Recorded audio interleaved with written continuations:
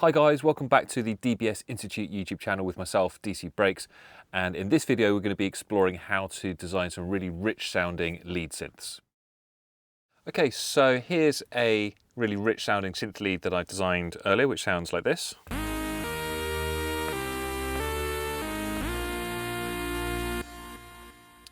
And if we have a look at that actually in an analyzer, we can see just how rich it is in terms of its harmonic structure.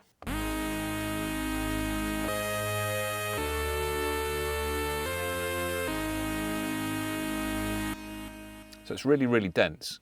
And the reason for that is because I'm using lots and lots of different layers. So I'll break down how all the kind of layers fit together, and then I'll look at some of the processing and some of the macros that I've set up. But if I just turn off all the processing and the effects, if you like, to start with, you can hear it's quite similar. And really this sound, it relies on having lots and lots of different layers. Most of them are actually just different types of saw wave in this instance. So if we start off with a basic saw wave like so, now you can see it's moving around a little bit, and that's because I have used this envelope down here to modulate the master pitch a little bit, and that gives it that kind of little pitch bend on the first note. If I didn't have that, it just sounds a little bit flatter, a bit more boring. You'll notice also in the polyphony section that it's actually a single voice, but it's being triggered in legato mode, so that if I hold a note, I won't get that second slur on the second note.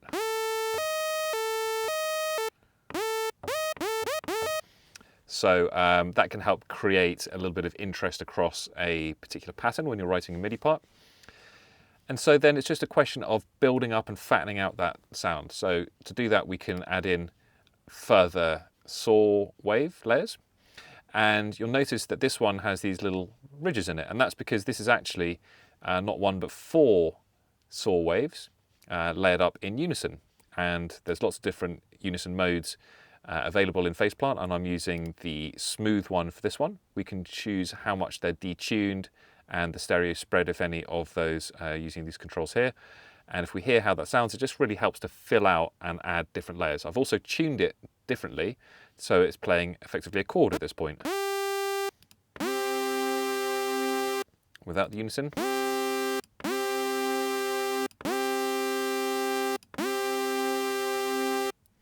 And so the effect of this, if we once again jump into Vision,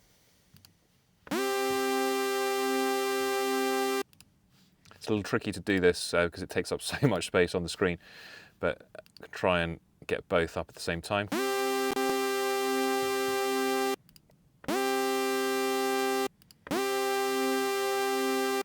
And you can see there, if I just pause that, the difference between these two. You can see they're all the same kind of harmonic sequences going through, but these ones are slightly wobbly, and that's because of the detuning. And so that is helping to give this tone a little bit of character, making it a little bit less kind of linear and just kind of warming things up a little bit. And so we can go on adding voices in this manner. So I've got another one that's now pitched down, and again playing a different chord. We've got the unison on. This time I've chosen a hard model, and this is just really because they all sound slightly different, and I find using combinations of them can help thicken sounds in a kind of sonically pleasing way. And again, using the detune and spread to kind of fill out some of the wider parts of the sound now. So let's have a look at that.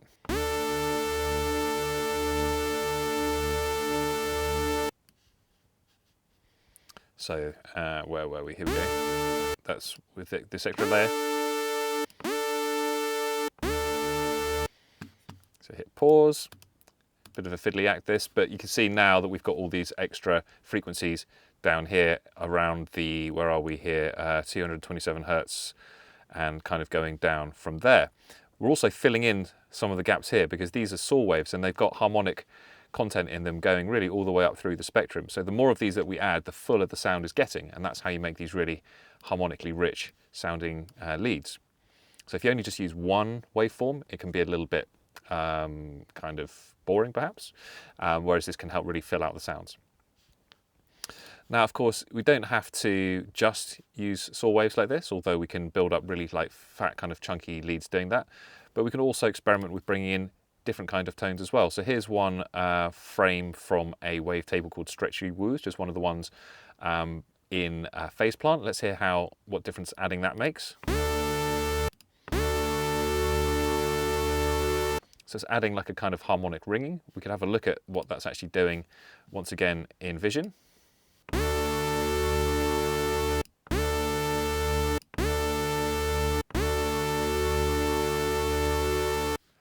So it's so dense, it's really hard to actually see the difference, but you can hear the difference.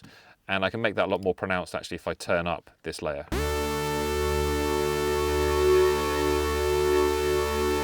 It's that ringiness there. In fact, let's try and add that in so we can see how that looks.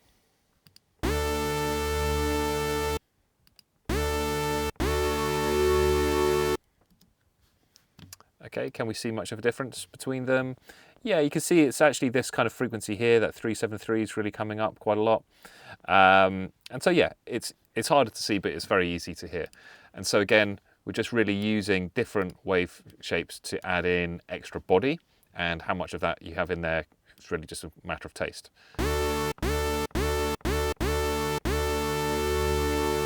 Somewhere around there sounds good. And again, using unison to kind of spread out, add more voices and thicken things up.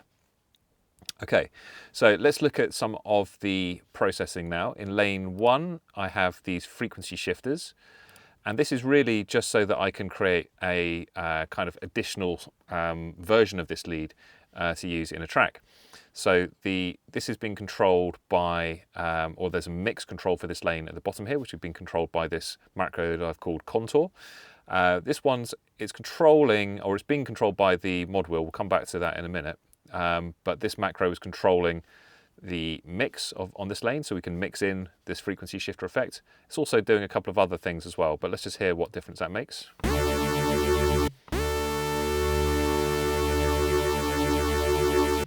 So there's our frequency shift, and we're getting that really fast buzzing oscillation by using 2 different frequency shifters in series.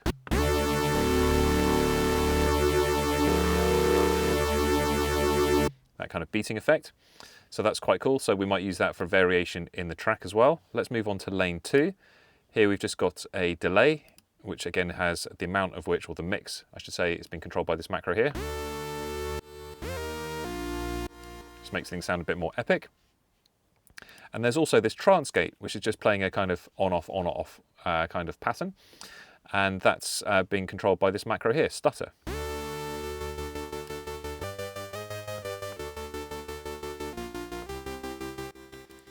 So we could blend that in, or we might choose to have that for a different section of the track.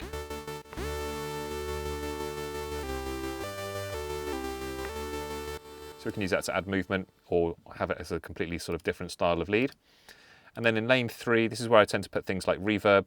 We've also got a filter in here, again, just being controlled by these macros here. You'll hear there's some movement on that filter. That's because the cutoff is being controlled by our LFO down here. So you see that movement. Got a bit of distortion just to fatten things up. Some Haas effect here. So this is being modulated by this LFO here, and the amount of this LFO is being controlled by, I think it's this macro here, Shimmer. Yes, as you can see, I'm bringing that up. It's increasing the amount of the LFO that's being sent to the Haas effect, and that's going to make a kind of weird stereo effect, kind of modulated stereo effect. Let's hear that.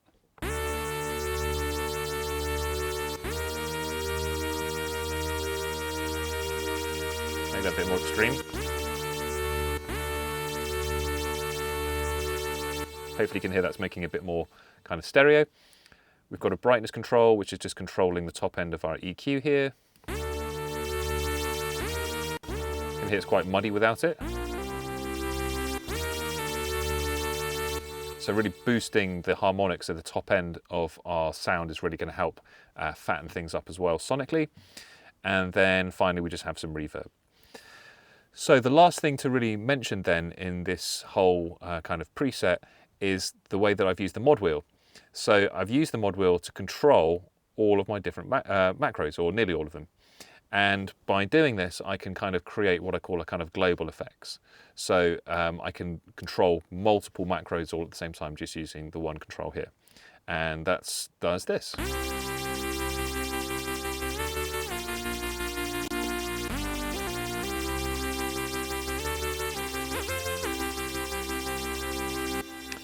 And that's a nice way to experiment with controlling the macros that are all doing themselves different things. So it's kind of a little bit more advanced macro control of all these different parameters. One final thing to mention, again, just in the interest of kind of gluing it all together and adding that thickness, I'm also using some global unison, and I'm using, again, a different style of unison, so the synthetic one this time, with some detune and spread, again, just to kind of widen things out and fatten it up again.